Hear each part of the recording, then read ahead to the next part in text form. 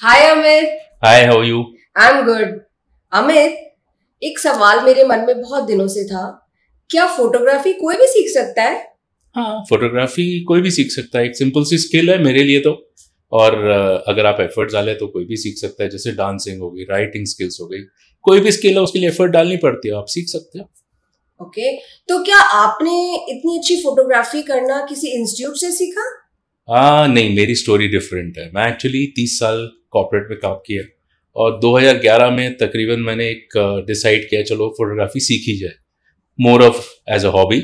और सोच रहा था कभी ये पैशन कभी मेरा प्रोफेशन बन जाए तो बहुत अच्छा है। तो that's how I started my photography career.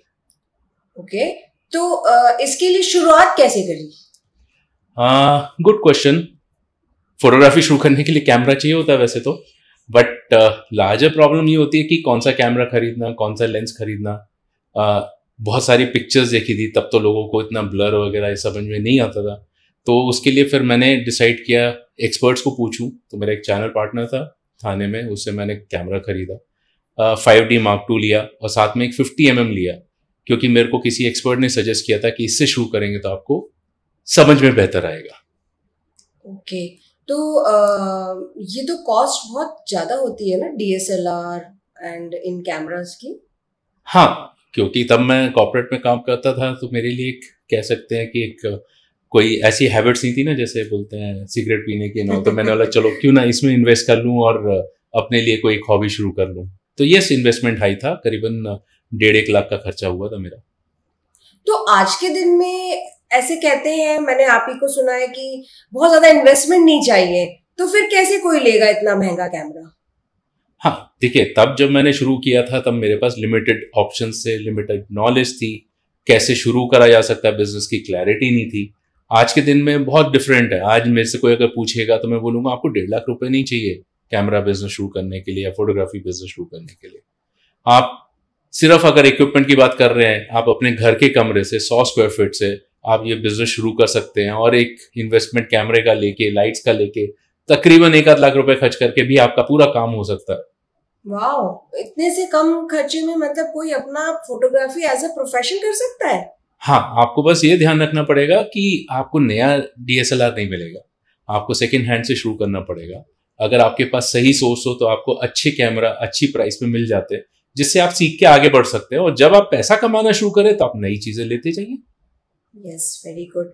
जो फिर अब चलिए कैमरा ले लिया, जगह भी आपने बोला सिर्फ 100 स्क्वायर फीट चाहिए अपने घर से, अब क्या करें? ओके, नेक्स्ट ऑब्वियसली आपको सीखना पड़ेगा। जैसे मेरे टाइम पे तो क्या था, मैंने यूट्यूब शुरू किया, यूट्यूब पे पढ़ता था, वेबसाइट पे जाके पढ़ता था। लेकिन क्या होता है, अच्छी चैनल्स मिलना बहुत मुश्किल होता है। अगर आप इसको प्रोफेशन की तरह ट्रीट करते हैं तो मेरा सजेशन ये है कि फास्टर ग्रोथ के लिए और फास्टर अंडरस्टैंडिंग के लिए किसी एक्सपर्ट पे जाके आप सीख सकते हैं। अगर आप उनसे सीखेंगे तो जो काम मुझे शायद 1 2 साल लगे सीखने में, आप 1.5 2 महीने में उस लेवल पे पहुंच सकते हैं। तो आपका कहने का मतलब है कि 1.5 2 महीने में सीख के और कोई अपना काम शुरू कर सकता है फोटोग्राफी से? बिल्कुल। 1.5 2 महीने में सीख के आप अगर प्रैक्टिकल नॉलेज लेंगे और 1.5 2 महीने कंटिन्यूस आप काम करेंगे तो आपकी अर्निंग की एक बेसिक अर्निंग आपकी शुरू हो सकती है। जब मैं बेसिक अर्निंग कह रहा हूं तो हो सकता है आप महीने के पॉसिबली 10 15 हज़ार रुपए कमाने लायक हो जाएंगे।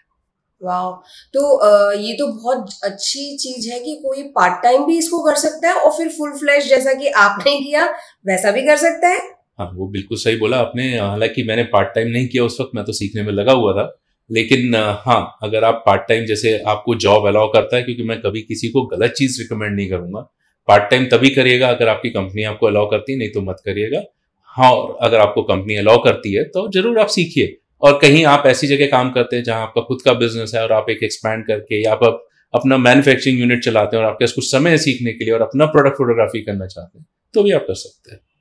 जो कमरा हो गया, कैमरा हो गया, फिर और क्या चाहिए आपको फोटोग्राफी के लिए? सबसे मेजर। सबसे इंपॉर्टेंट चीज होती है वो है लाइट। और इसी में सब लोग स्ट्रगल करते हैं। इनफैक्ट मुझे भी लाइट सीखने में समय लगा। लाइट कैसे आपके ऑब्जेक्ट पे पड़ रही है वो बहुत इंपॉर्टेंट है। मेरे टाइम पे तो अभी जैसे मैं कंटिन्यूस लाइट्स यूज करता हूँ, उस टाइम पे मेरे पास फ्लैश होते थे। फ्लैश को इमेजिन करना, कैसे लाइट पड़ रही है, कितनी लाइट पड़ रही है, कहाँ ज़्यादा पड़ रही है, कहाँ कम पड़ रही है, ये सारी चीज़ें आपको बहुत ध्यान रखनी पड़ती हैं जब आप फोटोग्राफी करते हैं। तो light is one of the most important aspect. तो लाइट अगर आप कह रहे हैं तो लाइट एज अ इंस्ट्रूमेंट है तो उसको भी खरीदना पड़ेगा? देखिए, जब आप शुरू कर रहे हैं तो जरूरी नहीं आप लाइट खरीदें। अब आप बोलेंगे कि ये कैसे हो सकता है? हाँ, मेरा क्वेश्चन ऑब्वियसली ये कैसे हो सकता है? देखिए, अगर आपके घर में एक बहुत बड़ी खिड़की है और उस पर डायरेक्ट लाइट नहीं आती, डायरेक्ट से मेरा मतलब है सनलाइट थ्रू नहीं आनी चाहिए, डिफ्यूज लाइट अगर आती है तो आप उसको भी यूज कर सकते हैं एक अच्छी फोटोग्राफी शुरू करने के लिए।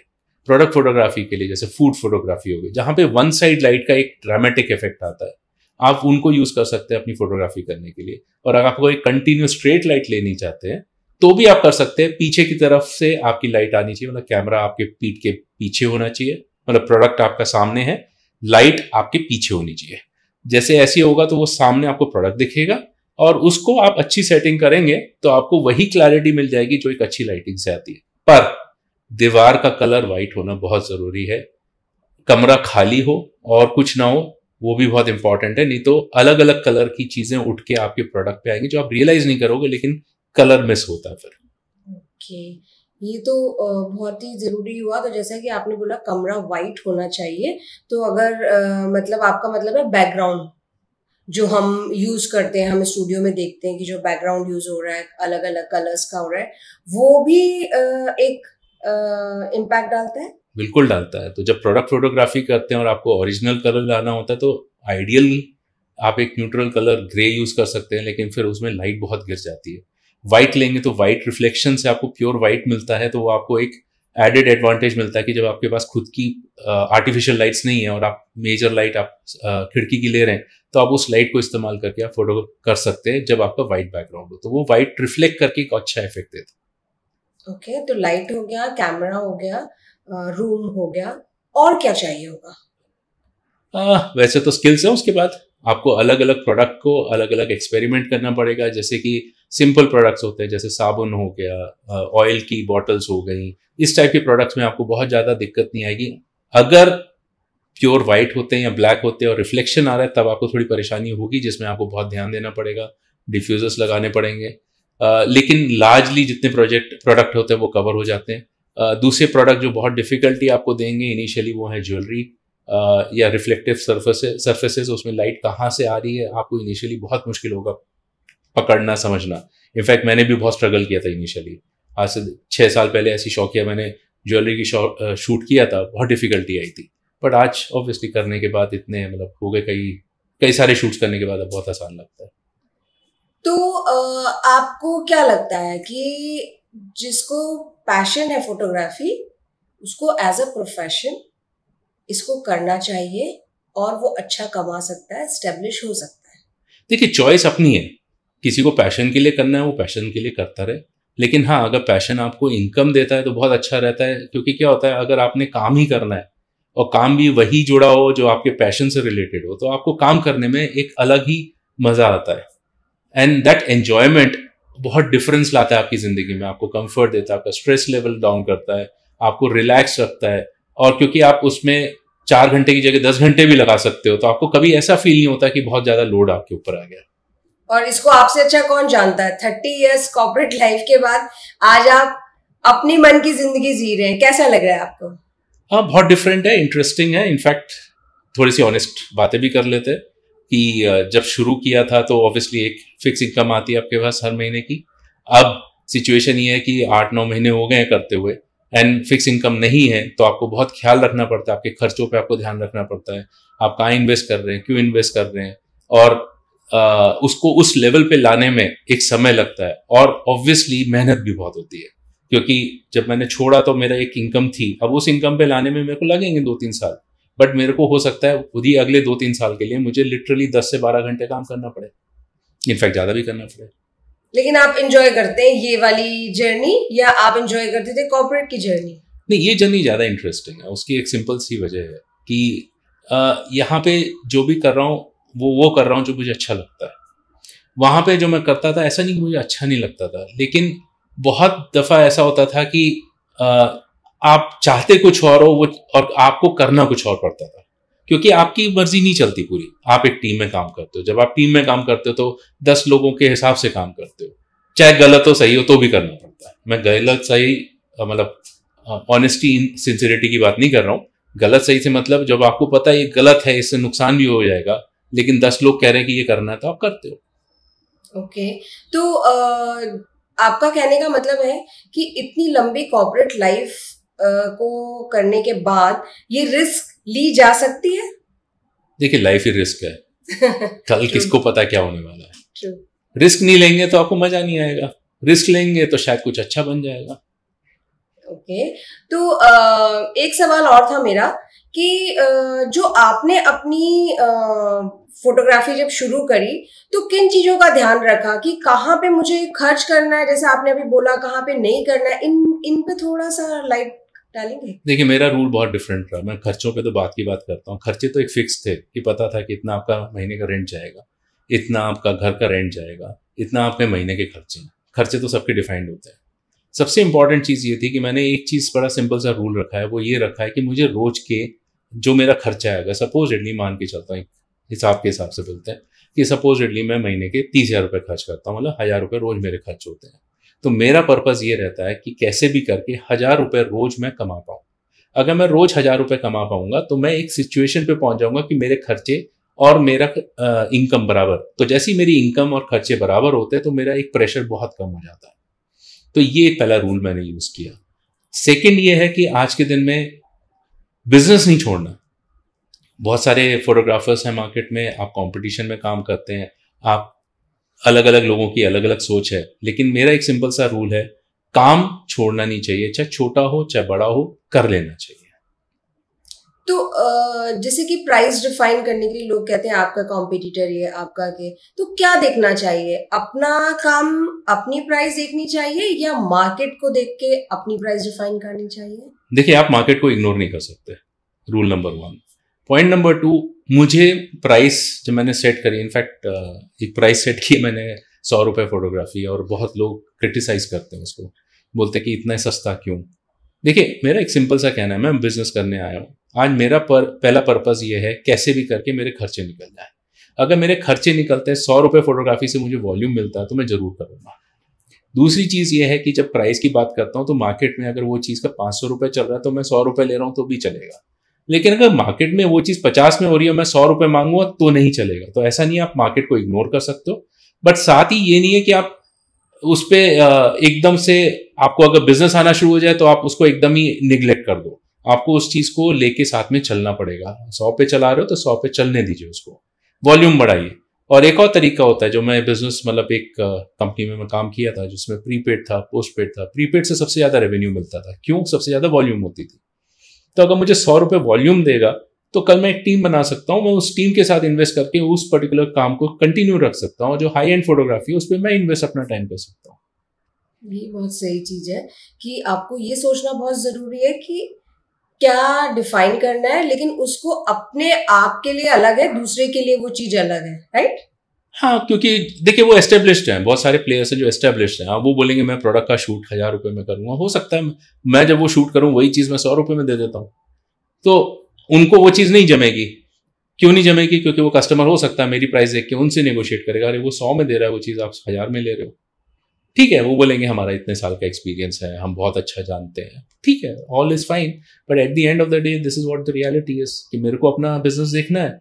और एक टाइम होगा कि जब वो उनको, या तो वो मेरी प्राइस पे आएंगे या मुझे उनकी प्राइस पे जाना पड़ेगा। तो यहाँ पे एक चीज और कि अब तो सारी बात हो गई, हमने सीख लिया, हमने प्राइस भी कर ली, अब क्लाइंट कहाँ से लाएं? हाँ, ये सबसे इंपॉर्टेंट क्वेश्चन है। क्लाइंट लाना सबसे डिफिकल्ट काम होता है, और डिफिकल्ट उसके लिए भी जिसने 30 साल सेल्स में काम किया हो। तो क्या होता था हमारे ज़माने में, 30 साल पहले जाऊं तो लोगों से मिल के जाके आप क्लाइंट ढूंढते थे, उनसे मिलते थे, उनसे बिजनेस जनरेट करते थे। आज का ज़माना तो बहुत अच्छा हो गया, आपको कहीं जाने की ज़रूरत नहीं होती। अगर आपने एक बहुत अच्छा डिजिटल कैंपेन सेट कर लिया तो आपका काम हो गया, क्योंकि आपका कैंपेन देख के लोग आते हैं, आपसे बोलते हैं कि हमें ये फोटोग्राफी करानी है। फिर आपको सिर्फ इतना सिंपल सा काम करना है, उनको वो डिलीवर करिए जो उनको चाहिए, और आपका काम हो गया। तो ये डिजिटल कैंपेन क्या है? डिजिटल कैंपेन कुछ नहीं है, जैसे जो चीज़ आप फिजिकली जाके लोगों से मिलते थे, चाहे आज के दिन में वो फेसबुक के थ्रू, इंस्टाग्राम के थ्रू, गूगल के थ्रू, वेबसाइट के थ्रू आप अपने आप को कम्युनिकेट करते हैं, वो होता है डिजिटल मार्केटिंग। तो जैसे फिजिकली मिलते थे तो हम तो किसी दुकान पे जाते थे। क्लाइंट जाता है दुकान पे, बोलेगा ये सामान दिखाओ, ये अब डिजिटल में आप उसको कैसे डिफाइन करेंगे? देखिए आप करते क्या थे, जब हम, अगर मैं भी अपनी बात करूं तो मैं जाता था एक कस्टमर से मिलता था, अपना कार्ड देता था, बोलता था मैं ये काम करता हूं। अगर उस पर्टिकुलर कस्टमर को उसकी जरूरत होती तो वो मेरे से बात करता था, अगर उसको जरूरत नहीं होती थी, बोलता नहीं मेरी जरूरत नहीं है, तो हम दूसरी दुकान पे चले जाते थे।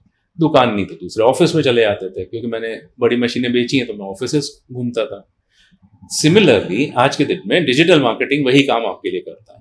डिफरेंस ये होता है कि कस्टमर से आप फिजिकली नहीं मिलते हो, लेकिन वो अपने व्हाट्सएप पे आपके बारे में देख लेगा, या अपने फेसबुक पे देख लेगा, चाहे वो अपने इंस्टाग्राम पे देख लेगा। आपको अलग अलग मीडियम से वो देखता है, और अगर उसको उस पर्टिकुलर काम की जरूरत है वो आपको कांटेक्ट करता है।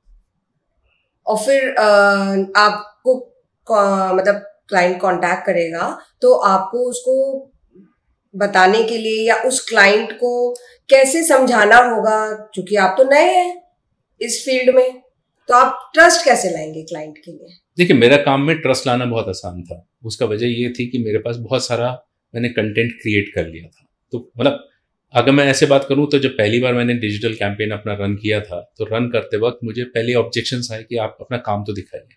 फिर मैंने रियलाइज किया कि मैंने अपना काम नहीं डाल रखा है, तो मैंने अपना काम उस पर्टिकुलर हैंडल पे या इंस्टाग्राम हैंडल पे डाला, फेसबुक पे डाला, गूगल पे डाला, गूगल मैप्स पे डाला, अलग अलग जगह मैंने अपना काम डाला। जैसे ही लोगों को नजर आया कि मैं वो चीज डिलीवर कर सकता हूं जो वो ढूंढ रहे हैं, तो उन्होंने मेरे साथ कांटेक्ट किया। कांटेक्ट करके उनको कॉन्फिडेंस आया तो उन्होंने मुझे ऑर्डर दिया। शुरू में ऑब्वियसली डिफिकल्ट होता है, क्योंकि आदमी पे आपके ऊपर विश्वास थोड़ा कम होता है, बट धीरे धीरे धीरे क्या वर्ड ऑफ माउथ फैलता गया, हमें रेफरेंसेस मिलते गए, और पुराने कस्टमर भी वापस हमारे पास आने लगे। तो ठीक है, एक इनिशियल स्ट्रगल हमेशा रहता है, but over a period of time मुझे एक और एडवांटेज मिला कि क्योंकि मैंने सेल्स करी है, 30 साल से करी हुई है, तो मुझे पता है कस्टमर क्या सोचते हैं, क्या मांगते हैं, और मैं उन्हीं के हिसाब से ढल गया, तो मुझे बिजनेस मिल गया। तो काम डाला तो आपका मतलब है, जैसा कि आपने कहा था कि सीखिए, तो हमें जब वो सीखने के टाइम ऐसी चीजें करनी चाहिए कि जो हम पोस्ट भी कर सकें, तो वो हमारा काम दिखेगा। बिल्कुल, लेकिन ये ध्यान रखिएगा जो चीज आप डाल रहे हैं वो एक स्टैंडर्ड की हो।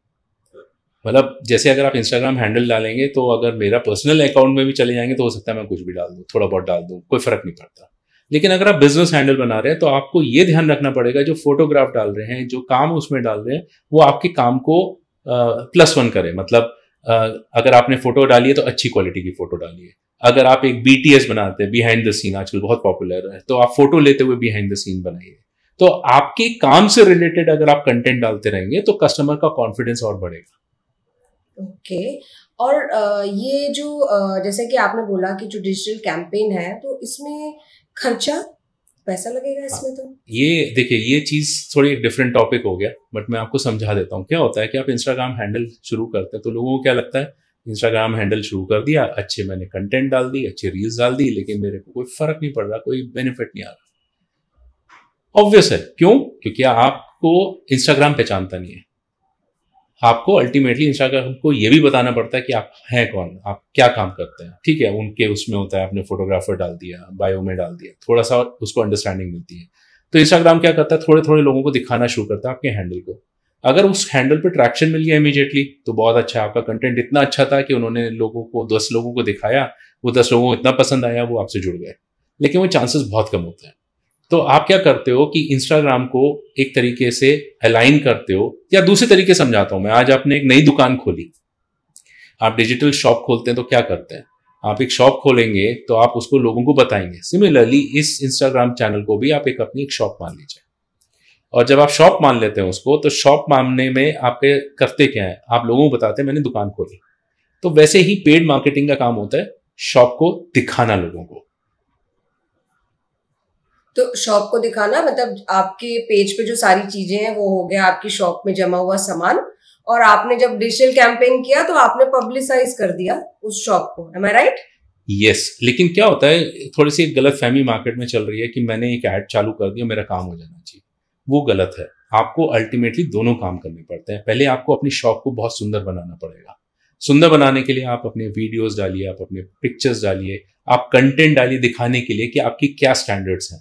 और साथ में जब आप उसको एडवर्टाइज करते हैं तो लोग आपके इंस्टाग्राम हैंडल पे आते हैं। जब वो इंस्टाग्राम हैंडल पे आते हैं तो उनको समझ में आता है कि हाँ, ये पर्सन जो है ये पर्टिकुलर काम करने लायक है। इसी वजह से जो मैं कैंपेन रन करता हूँ, 2-3 कैंपेन रन करता हूँ, एक फेसबुक पे करता हूँ, एक व्हाट्सएप पे करता हूँ, एक इंस्टाग्राम पे करता हूँ। जो इंस्टाग्राम के थ्रू आता है उसका कन्वर्शन रेशियो मेरा 1:2 है। मतलब अगर 2 लोग मेरे से बात करते हैं उनमें से एक मेरे को सेल मिल जाती है। और क्वेश्चंस भी कम आते हैं क्योंकि वो जैसे ही मेरे चैनल पे आते हैं तो उनको बहुत सारा काम दिखता है। लेकिन अगर कोई व्हाट्सएप से आता है तो उसके साथ बहुत ज्यादा मेहनत करनी पड़ती है, उसको समझाना पड़ता है, उसको सैंपल्स भेजने पड़ते हैं, फिर उससे कनेक्ट करना पड़ता है। अगर वही चीज फेसबुक से आती है तो भी वही कहानी हो जाती है। सो एक अच्छा digital showroom is obviously your way forward.